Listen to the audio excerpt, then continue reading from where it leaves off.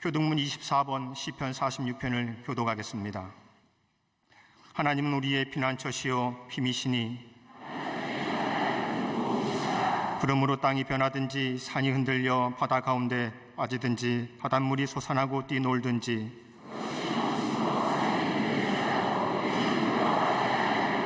한 시내가 있어 난 위에 홀로 하나님의 성 곧 주존하신 이의 성소를 기쁘게 하도다.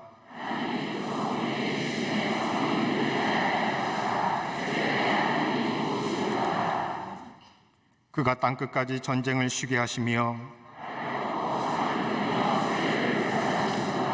이르시기를 너희는 가만히 있어 내가 하나님 됨을 알지어다.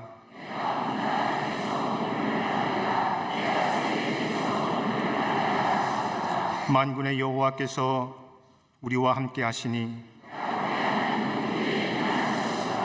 아멘.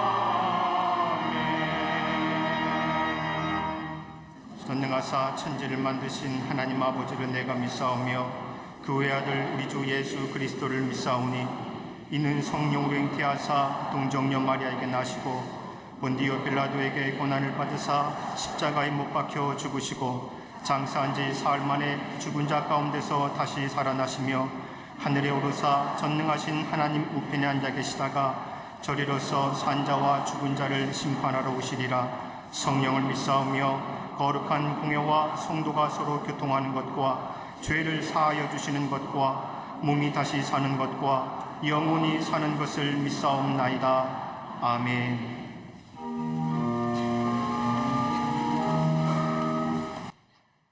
죽을 수밖에 없는 저희들을 위하여 예수 그리스도를 통해 구원의 길을 얻게 하심에 감사를 드립니다. 그 은혜와 사랑에 감사하며 이 예배를 드리오니 오늘 저희가 드리는 예배가 우리 하나님께서 받으실 만한 거룩한 산제사가 되게 하시고 오늘 우리의 삶이 향기로운 제물 되게 하여 주옵소서.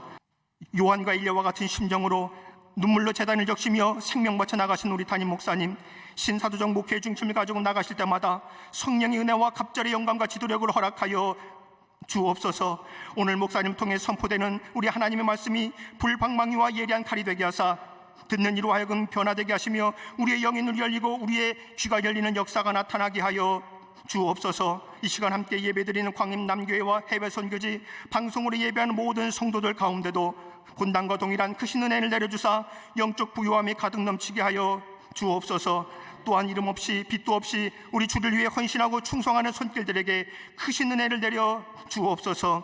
이 모든 감사와 간구를 오늘 우리 위해 죽으시고 부활하신 예수 그리스도 이름으로 간절히 기도하옵나이다. 아멘. 하늘에 계신 아버지 이름 거룩하사 주님 나라 임하시고 뜻이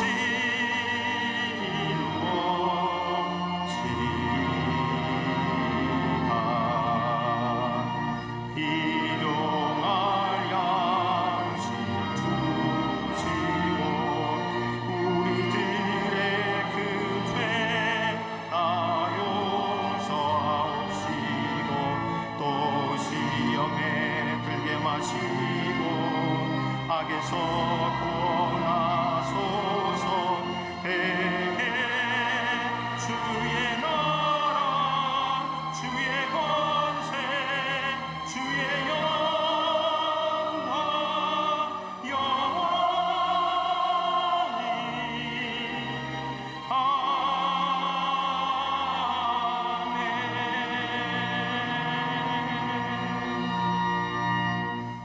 한 시내가 있어 나뉘어 흘러 하나님의 성 곧 지존하신 이의 성소를 기쁘게 하도다. 하나님이 그 성 중에 계심에 성이 흔들리지 아니할 것이라. 새벽에 하나님이 도우시리로다. 문 나라가 떠들며 왕국이 흔들렸더니 그가 소리를 내심에 땅이 녹았도다. 만군의 여호와께서 우리와 함께 하시니 야곱의 하나님은 우리의 피난처시로다. 셀라. 와서 여호와의 행적을 볼지어다. 그가 땅을 황무지로 만드셨도다. 그가 땅끝까지 전쟁을 쉬게 하시며 활을 꺾고 창을 끊으며 수레를 불살하시는도다. 이르시기를 너희는 가만히 있어 내가 하나님됨을 알지어다. 내가 문 나라 중에서 높임을 받으리라. 내가 세계 중에서 높임을 받으리라 하시도다. 만군의 여호와께서 우리와 함께 하시니 야곱의 하나님은 우리의 피난처시로다. 셀라. 아멘.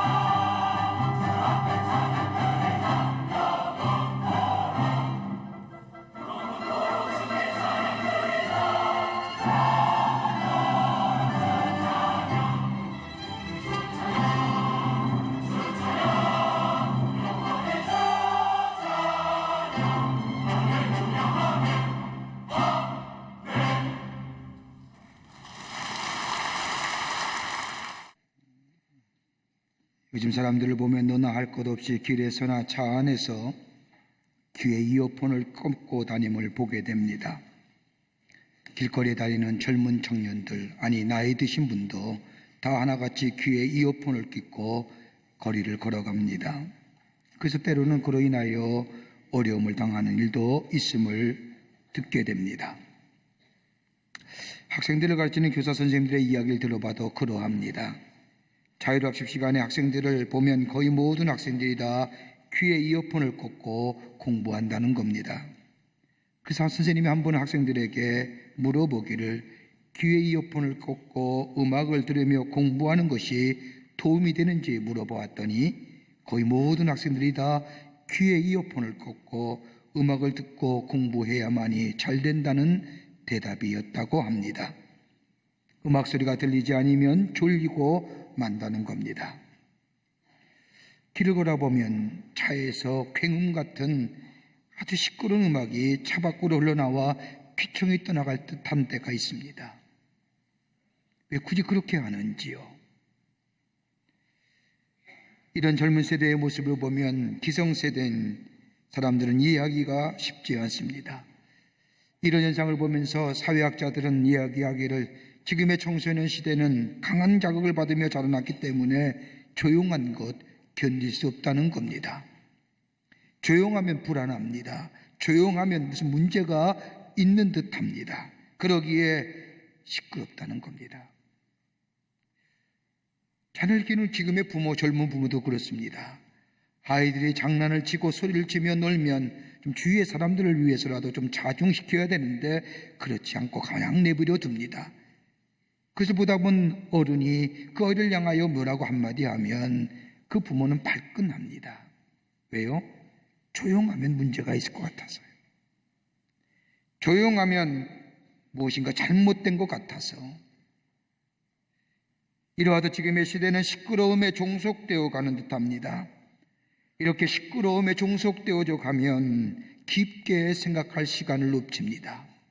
그러기에 이러한 시대 현상을 보면서 현대인의 가장 큰 약점은 다른 것이 아니라 깊게 생각하지 못하는 약점을 가지고 있다고 한 사회학자가 지적한 것을 들을 수가 있습니다. 깊게 생각한다는 것, 생각한다는 것, 다시 말한다면 깊게 생각하는 시간이 없다고 하는 것은 자기 성찰이 부족하다는 겁니다.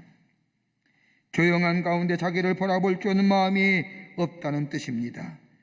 그러기에 매사에 급급하고 조급합니다. 조급함 때문에 불안하고 염려고 근심이 많습니다.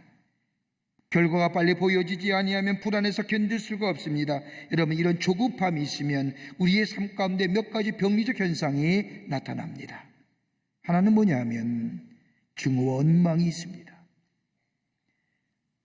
조급함으로 인하여 우리 마음속에 증오와 원망이 생깁니다. 어떠한 일이나 사건이 일어났을 때 나의 책임이 아니라 다른 사람의 책임으로 전가하면서 마음속에 그 사람에 대하여 증오와 원망을 갖게 만들어줍니다. 여러분, 그 얘기가 이스라엘 백성을 보십시오. 광야에 40년 생활하면서 그 생활이 하나님께서 미리 준비하신 훈련과 연단의 과정인 줄을 깨닫지 못하고 40년의 광야 생활을 보면 모든 일에 원망과 시비로 불평으로 이어집니다. 지난 시간에 베푸신 하나님의 놀라운 기적과 이적을 경험했다고 하면 물이 없으면 좀 기다리면 되는 것인데, 지금 없다고, 지금 당장 물이 없어야 되는데 없다고 다른 사람을 원망하고 불평하며 더 나아가 시비로 번집니다. 조급함이 원망과 불평과 더 나아가 시비로 드러나게 됩니다. 여러분, 우리의 삶 가만히 보세요. 하나님의 사람이면 하나님의 우리에게 베푸신 수많은 은혜들, 수많은 사건과 기적, 일 속에 기적같이 역사하신 하나님의 은혜, 그거 기억하게 되면 조금 더디 이루어진다 할지라도 그 은혜 생각하면 기다릴 줄 알게 되고, 오늘 그 은혜가 있었으면 내가 오늘 이 자리에 있음을 알면 지금 당장 우리의 문제가 해결되지 않는다 할지라도 원망과 불평, 시비할 수 없지요. 그게 조급함은 원망과 불평을 가져다 줍니다. 또 하나의 병리적 현상이 있습니다. 조급함은 과거에 연연하게 만들어줍니다. 과거의 미련이나 과거의 향수나 과거의 생각들에 대하여 여러분 과거 지향적인 사람들을 보면 과거에 대하여 유달리 말이 많습니다. 여러분 여기는 몇 가지 이유가 있지요. 과거 지향적인 사람에는 첫째는 미래에 대하여 불안정하기에 과거 얘기하는 겁니다. 내가 옛날에 못했어? 미래가 불안정하기 때문입니다. 용서하십시오. 나이 많은 어르신들 과거 많이 얘기하면 미래가 불확실하기 때문입니다. 두 번째는 현재의 삶에 만족감이 없기 때문입니다. 과거 지향적인 삶을 가만히 보면 현재의 삶에 만족하지 않기에 과거가 좋았다. 그런데 여러분 엄밀하게 생각해 보십시오. 과거가 좋았습니까? 지금이 더 낫지 않습니까? 과거에 혼자 사는 것보다 지금 같이 사는 게 낫지요. 과거가 좋은 거 아닙니다. 현재 생활에 불만족하기에 과거. 또 하나의 요인이 있다고 한다면 불신앙이 있기에 과거에 연연하는 겁니다. 특별히 하나님의 사람이라면 하나님은 우리에게 좋은 것으로 예비해 두심을 믿게 될 때에 과거에 얽매이지 않습니다. 하나님의 약속을 믿지 못하니 불신앙을 가지니 과거의 향수와 좋은 추억에 매달리는 겁니다. 그러기에 조급함은 불신앙을 만들어줍니다. 또 하나의 병리적 현상이 있습니다. 결정이 즉흥적입니다. 조급한 사람들 깊이 생각할 수 없으니 깊이 조용한 마음을 가지고 편하게 생각할 수 없으니 생각이 없으니 마음이 편하지 않으니 판단이나 결정이 즉흥적입니다. 여러분 디모데후서 3장 1절 이하의 말씀을 보면 마지막 때에 나타날 인간의 모습을 이렇게 성경은 말씀합니다. 사람들은 자기를 사랑하며 돈을 사랑하며 자긍하며 교만하며 회망하며 부모를 거역하며 감사치 아니하며 거룩하지 아니하며 무정하며 원통함을 풀지 아니하며 참소하며 절제하지 못하며 사나우며 선한 것을 좋아 아니하며 배반하여 팔며. 여러분 2000년 전에 바울이 디모데에게 편지한 내용입니다. 2000년 전에 바울이 마지막 때에 나타날 인간의 모습을 얘기하는데 저는 이 말씀을 읽으면서 지금의 시대와 어찌 이렇게 똑같았을까? 그 가운데 대표적인 얘기가 뭐냐면 조급하며 깊게 생각하지 못하니 결정이 즉흥적입니다. 느낌으로 결정합니다. 느낌이 좋으면 다 좋은 겁니다.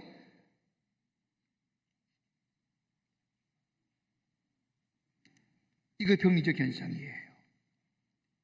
그러게 실패가 많아요. 또 하나의 병리적 현상은 미래에 대하여 근심과 두려움이 많습니다.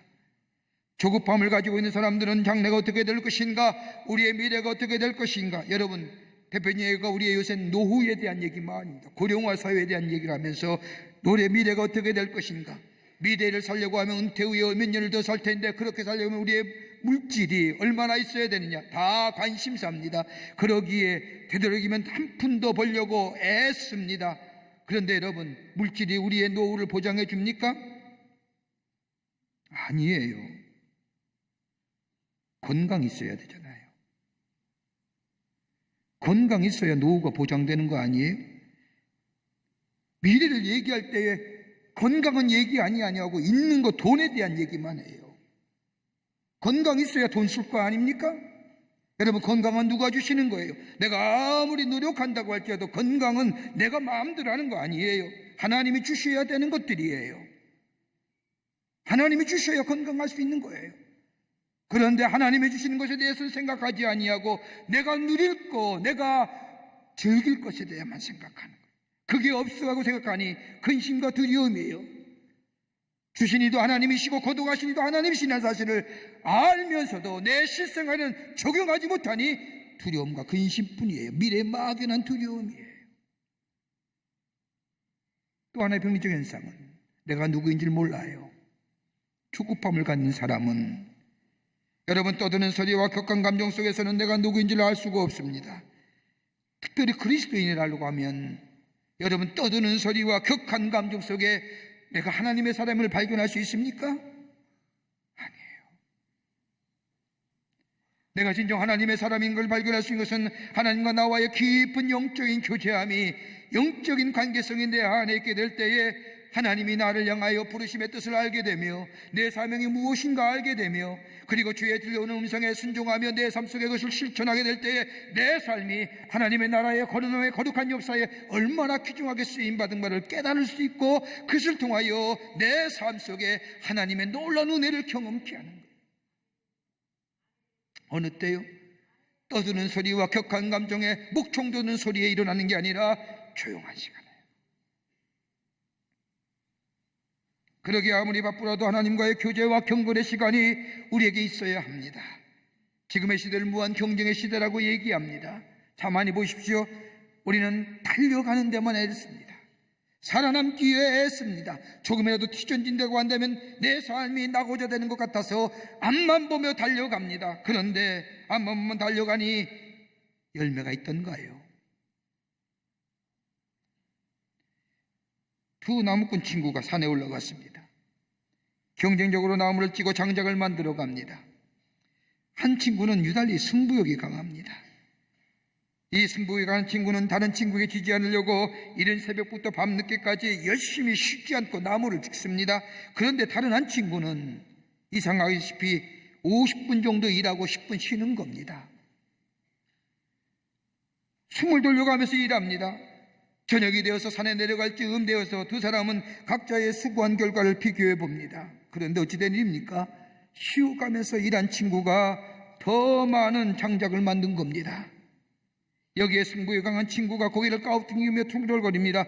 내가 더 열심히 했는데, 난 쉬지 않고 일했는데 왜 자네 것이 내 것보다 더 많단 말인가? 그래서 한 친구가 점잖게 얘기합니다. 나는 10분씩 쉴 때마다 도끼란을 갈았다네. 그러니 당연히 너보다 많은 장작을 얻지 않겠는가? 달려가는 데만 있어요. 열심만 내요. 조용한 시간, 경건의 시간 갖기를 주저해요. 하나님의 음성을 들을 수 있는 시간 있어야 합니다. 오늘 본문의 말씀을 보십시오. 오늘 본문의 말씀은 종교개혁자인 마틴 루터라고 하는 사람이 좋아했던 말씀입니다. 이 말씀을 근거로 우리가 즐겨부린 찬송가인 585장 내 주는 강한 성이여 방패와 병거 되신다고 하는 찬송을 지은 말씀이 바로 오늘 시편 46편 이 말씀에 근거한 찬송이 바로 내 주는 강한 성이란 찬송입니다. 여호와는 나의 피난처고 내 편이 되시는 강한 성이 된다는 겁니다. 지금도 독일의 국민들은 자신의 나라의 국가보다 이 루터가 지은 내 주는 강한 성이요 시편 46편에 근거한 찬송을 더 즐겨 부른다고 합니다. 오늘 시편의 주는 다른 것이 아닙니다. 가만히 있어 하나님됨을 알지어다. 가만히 있는다는 것은 아무런 행동을 하지 않고 그냥 가만히 있는 것이 아니라 조용하게, 그리고 마음을 편히 하게, 심플한 마음 가지고 마음을 비워놓고 하나님께 집중하여 있는 마음, 그 조용히 가만히 있는다는 겁니다. 히브리어로 라파라고 하는 동사형이요 명령형입니다. 오늘 시편의 기자는 조용히 있어, 가만히 있어, 내가 하나님 됨을 알지어다라고 얘기합니다. 어떤 가만히 조용히 있어야 되는 겁니까? 어떻게 해야 우리 안에 하나님 됨을 우리 증거하며 내 삶 속에 하나님의 능력의 역사가 일어나는 인생 될 수 있을까요? 요즘 휴가 많이 떠나시지요? 많은 성도님들이 휴가 가고 또 외국에 나가 계시고 그렇습니다. 다 편안하게 참 쉼을 얻고 돌아가길 원합니다. 근데 어떻게 쉼 가지세요? 조용한 가운데 쉼 가지세요? 아니면 왁작지근한 데 가서 왁작지근하고 돌아오십니까? 오늘 본문의 말씀은 우리에게 귀한 영적 교훈을 허락해 주십니다. 첫째로 잠잠히 기다릴 줄 아는 믿음이 있어야겠습니다. 잠잠히 기다릴 줄. 오늘 10절 말씀을 보십시오. 가만히 있어 내가 하나님 됨을 알지어다. 가만히 있다고 하는 것은 가라앉히는 마음, 조용한 마음, 다른 말로 말하면 어려운 일이 있을수록 내 삶의 문제와 사건이 있을수록 마음을 가라앉히라는 겁니다. 평안히 하라는 겁니다. 경고망동하지 말라는 겁니다. 여러분 가만히 보십시오. 세상에 시끄럽고 어지러운 원인이 어디에 있습니까? 여러 가지 많은 사회학자나 정치학자들이 여러 가지 많은 해법을 얘기합니다. 그런데 그 해법의 가장 밑바닥에는 무엇이 담겨 있느냐? 인간이 가지고 있는 하나님에 대한 불신앙과 교만이 자리 잡고 있습니다. 우리의 삶의 시끄러움의 원인, 우리의 삶의 문제의 원인, 더 나아가 이 사회와 내가 속한 공동체의 가장 큰 시끄러움과 가장 소란스러움의 문제의 원인은 불신앙과 인간의 교만입니다. 여러분, 죄가 있는 곳에 폭력이 있지 않습니까? 죄라는 게 뭡니까? 하나님을 알지 못하는 게 죄입니다. 하나님을 알지 못하기에 윤리와 도덕과 삶의 기준과 진리가 사라지기에 내 마음대로 내 뜻대로 다른 사람의 아픔이나 슬픔에 관여하지 아니하고 내 느낌대로 사는 것, 그 뭘 만들어내요? 죄입니다. 죄는 곧 뭐예요? 폭력이 생기지요. 악이 있는 곳에 소유함이 있습니다. 죄와 악이 있는 곳에는 화목함이 없습니다. 모두가 더 그 격한 마음에 사로잡혀 있습니다. 여러분, 심판자 위에 심판주가 있고 재판한 사람 위에 재판장이 있어야 되어 아는데 잊어버립니다.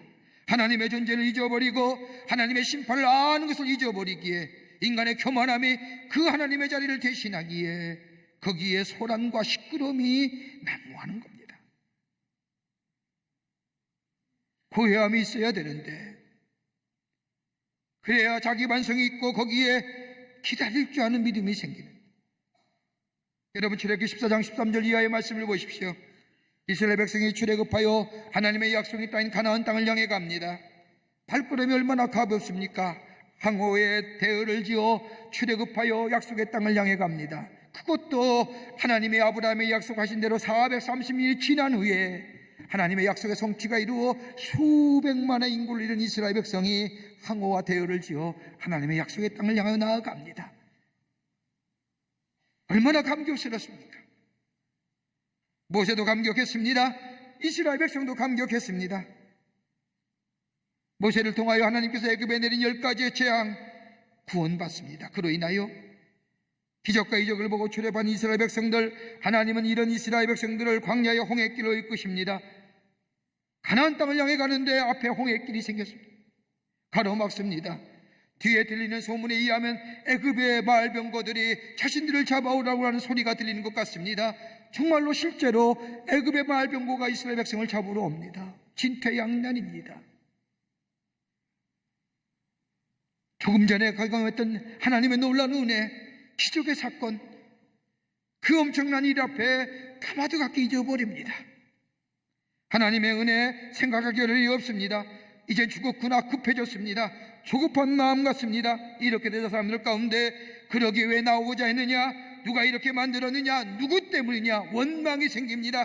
그리고 나중에는 애굽에 공동묘지가 없어서 여기까지 데려다가 우리를 죽게 만드냐 시비거립니다.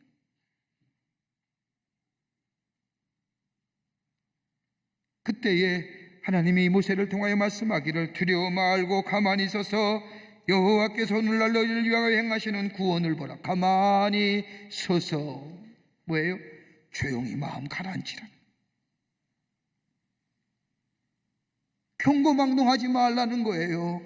원망과 시비, 원망과 불평, 시비 멈추라는 거예요. 침묵하라는 거예요. 말하지 않고 기다릴 줄 아는 자세가 있어야 된다는 겁니다. 여러분, 침묵에는 3가지의 침묵이 있다고 하지요. 하나는 뭐예요? 말의 침묵입니다. 여러분, 말 너무 급하게 하지 마십시오. 말 급하게 하다 보면 실수합니다. 격한 감정에 마음에 말했다가 그 실수가 오히려 내게 화살로 다가옵니다. 여러분, 돌아오지 않는 것 가운데 하나가 말입니다. 그러게 말의 침묵이 있어야 됩니다. 더 나아가 욕망의 침묵이 있어야 됩니다. 욕망과 욕심을 거두어야 됩니다. 여러분, 잘 나가던 사람이 넘어지는 것을 보면 그 끝자리에는 욕망과 욕심이라고 하는 무서운 그림자가 자리 잡고 있습니다. 이거 내려놓을 줄 알아야 됩니다. 또 하나 있습니다. 사고의 침묵이 있어야 됩니다. 사고의 침묵이란 생각하지 말라는 말이 아닙니다. 다시 말하여 시시비비를 멈추라는 겁니다. 옳고 그름이 멈추라는 겁니다. 여러분, 판단하실 일은 누구예요? 하나님이십니다. 주님이 판단하실 겁니다. 그러기에 내 생각과 내 가치관으로 시시비비하지 마십시오. 여러분, 내가 판단하고 내가 결정하는 모든 것은 내 가치관과 주관에 의한 판단이고 결정입니다. 그게 옳다고 얘기할 수 없는 겁니다.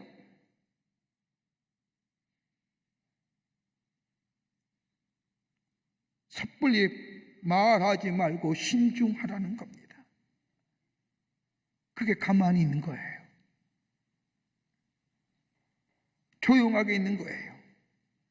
원망과 시비의 말, 욕심과 정욕의 욕망들, 그리고 근심과 걱정의 두려움의 생각들을 다 십자가에 못 박아버리고 듣는 자세로, 그리고 믿는 자세로 하나님이 이 때에 이 사건을 통하여, 이 일을 통하여 내가 뭐라 말씀하신가 듣고 기다릴 줄 아는 믿음이에요. 이것은 다른 데서 나오는 게 아니라 영적인 디스플린인 거예요. 하나님과 나와의 훈련함이, 교제함의 훈련이 있게 될 때에 기다리며 들을 줄 아는 믿음의 자세. 여기에 새로운 창조의 역사가 일어나게 됩니다. 두 번째는요, 세미한 음성에 귀 기울이라는 거예요. 세미한 음성에 귀 기울일 줄 알아야 됩니다. 10절 말씀에 가만히 서서 잠잠히 기다리라고 하는 말씀은 아무것도 하지 말고 그냥 기다리는 게 아니라 하나님이 뭐라 말씀하시는지, 이 사건 앞에, 이 역사 앞에 주님이 뭐라 말씀하시는지 귀 기울이라는 거예요. 주의 음성 귀 기울여 들을 줄 알아야 된다는 거예요. 다른 말로 하면 하나님께 집중하라는 거예요. 하나님이 뭐라 말씀하시는지 귀 기울여 주의 음성을 들으라는 겁니다. 나의 삶을 통하여, 내 삶의 어려운 문제를 통하여, 내 삶의 고난이란 엄청난 큰 바위 같은 일을 당하며 하나님이 이 일을 통하여 내게 무엇이라 말씀하시고 하나님의 뜻이 무엇이 있는가.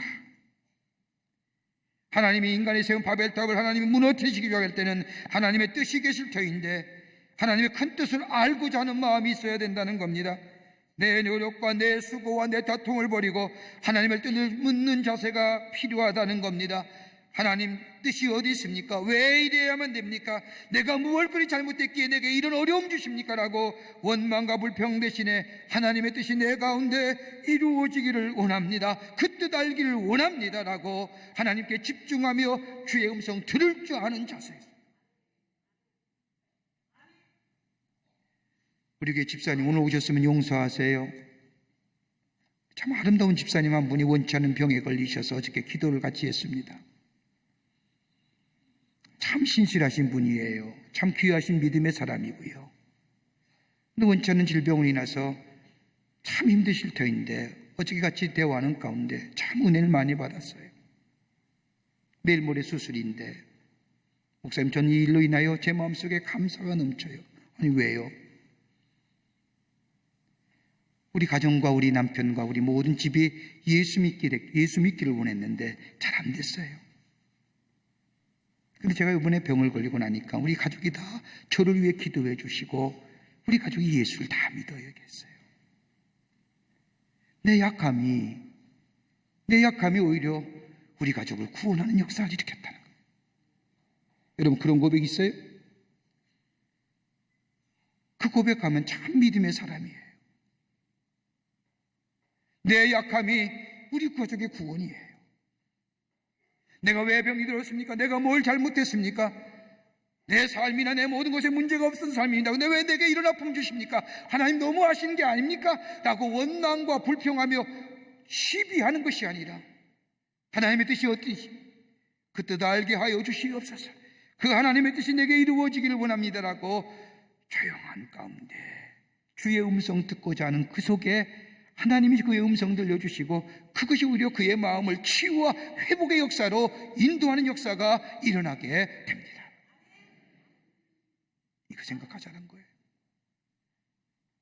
열왕기상 19장 말씀을 보면 엘리야가 갈멜산에서 승리합니다. 바알과 아세라의 거짓 선지자들과 대결해서 승리합니다. 얼마나 놀라운 역사입니까?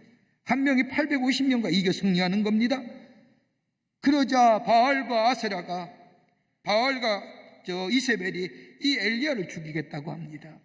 좀 전만 해도 갈멜산에서 그 엄청난 역사를 일으키는 이 엘리야, 이세벨과 아합이 죽이자는 얘기를 듣자 도망칩니다. 얼마나 도망쳤는지 호렙산의 한 노랫나무 앞에서 하나님께 원망합니다. 열왕기상 19장 4절 이하의 말씀을 보면 여호와여 넉넉하오니 지금 내 생명을 취하여 주소서. 모든 사람이 다 죽고 나 혼자만 남았습니다. 저들의 손에 죽기 전에 하나님 나의 생명을 거두어 주십시오라고 뭐예요? 원망과 불평에서 시비할. 그럴 때 하나님이 나타나십니다. 그리고 말씀하시지요. 열왕기상 19장 11절과 12절의 말씀을 보면 크고 강한 바람이 산을 가르고 바다를 부수나 바람 가운데 여호와께서 계시지 아니하시며 또 지진 위에 불이 있으나 지진 가운데서도 여호와께서 계시지 아니하시더라. 우리는 흔히 큰 역사, 엄청난 일이 일어나야 하나님의 살아계심이, 하나님의 전능하심이 나타난다고 생각하지만 오늘 본문 말씀에 보면 바람 가운데, 강한 바람 속에서도 하나님 계시지 아니하시고 저 불 가운데, 지진 가운데서도 하나님 아니 계시는데 그 다음에 말씀을 보면 그 흐른 후에 하나님의 음성이 들려오는 거예요. 그 소리에 엘리야는 무릎을 꿇고 새롭게 준비한 하나님의 일에 엘리야는 사명자가 되어 쓰임받습니다. 무슨 얘기일까요? 고요해야 주의 음성 들리는 거예요. 세밀한 음성이 들려오는 거예요. 우리 하나님은 모든 사건 속에서 하나님이 하시고자 하는 말씀이 뜻이 있습니다. 그 말씀과 뜻을 헤아려 알 줄 아는 자, 조용한 가운데 경고망동하지 아니하며 주의 뜻을 알고자 하는 곳에 세밀한 음성에 귀 기울이려고 하는 자에게 주의 음성이 들려지고 그 음성 따라 살아간 삶 될 때에 거기에 새로운 역사가, 새로운 창조 역사가, 구원의 역사가 이루어집니다.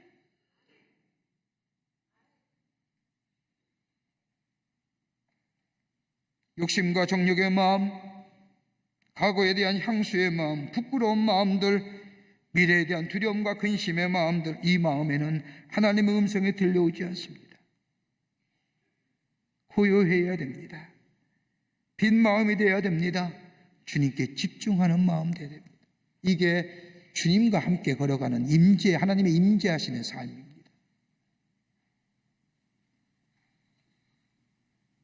그럴 때 세미한 주의 음성 듣고 역사의 주인 되시는 하나님을 뵙게 됩니다. 끝으로 하나님이 도우실 때를 준비하라는 겁니다. 오늘 5절 후반부의 말씀을 보십시오. 하나님의 그 성중에 계심에 성이 흔들리지 아니할 것이라 새벽에 하나님이 도우시리라.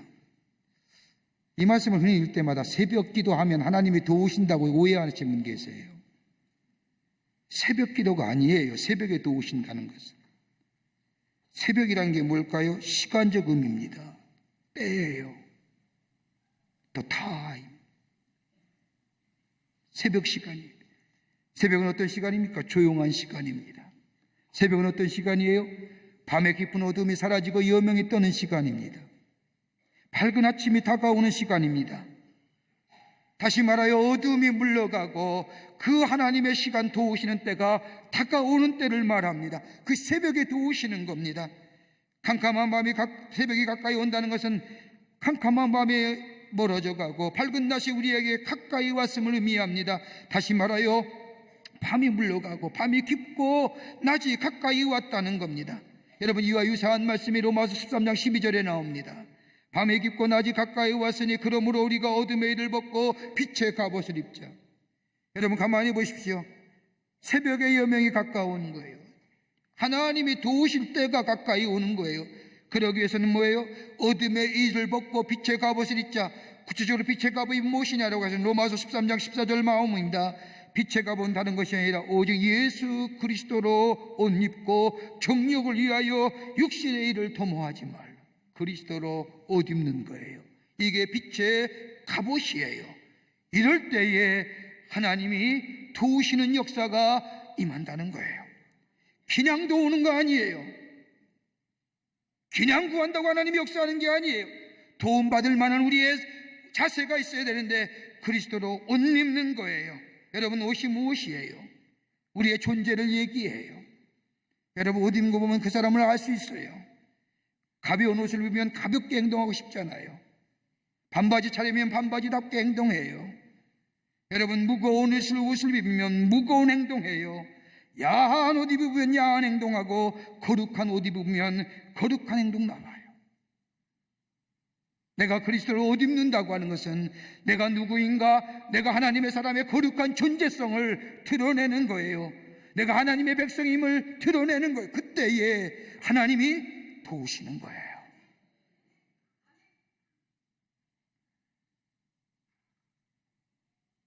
아구스티스라고 하는 사람이 쓴 하나님의 도성이라는 책이 있어요.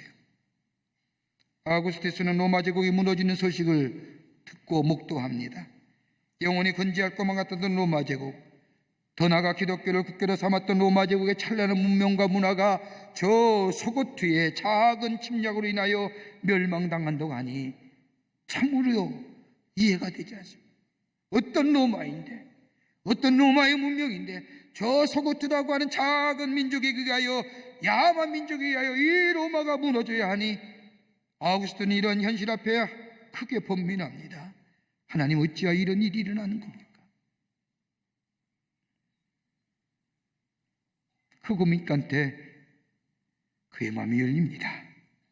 그리고 새로운 영적 세계를 발견합니다. 그 다름이 아니라 사람들이 세워놓은 세상은 더 이상 안전한 피난처가 되지 못한다는 거예요. 로마의 제국, 찬란한 문명, 그 찬란한 문화, 인간이 만들어 놓은 것, 더 이상 인간의 안전처, 피난처가 되지 못한다는 거예요. 그러면서 그가 쓴 책이 뭐냐? 하나님의 위대한 도시, The City of God. 하나님의 도성만이 우리의 피난처 되어 주십니다.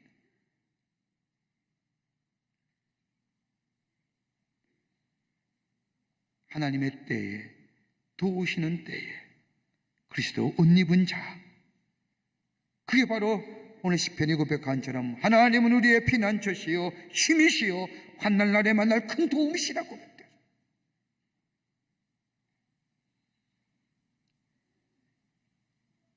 어떤 책을 보니까요, 대영제국의 전성기 때 영국 사람이 가졌던 프라우드한 것이 있답니다. 그 프라우드는 그것도 민족과 비교하지 못할 프라우드였답니다. 그 자부심이 얼마나 강했는지 다른 민족과 다르다는 것을 드러내기 위해서 이 영국 사람들이 매일마다 몇 가지 한 일이 있었다고 합니다. 하나는 뭐냐면 냄새를 풍기지 않게 해서 매일 목욕했다는 거예요. 난 다른 민족과 다르다. 또 하나는 뭐냐? 정장을 했다는 겁니다.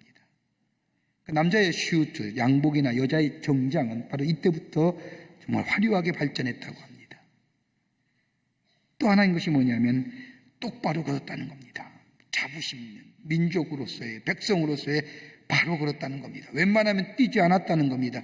그래서 물건을 훔치고 죄를 진 죄인들이 도망가더라도 경찰이 똑바로 걷는다고 하는 자부심으로 인하여 많은 죄인을 놓쳤다고 합니다. 또 하나 있어요. 자신의 영혼의 양식을 위해서 날마다 책을 읽었다는 거예요. 자신의 프라우드로 자부심을 간직하고 고수하기 위해서 별거 아닌,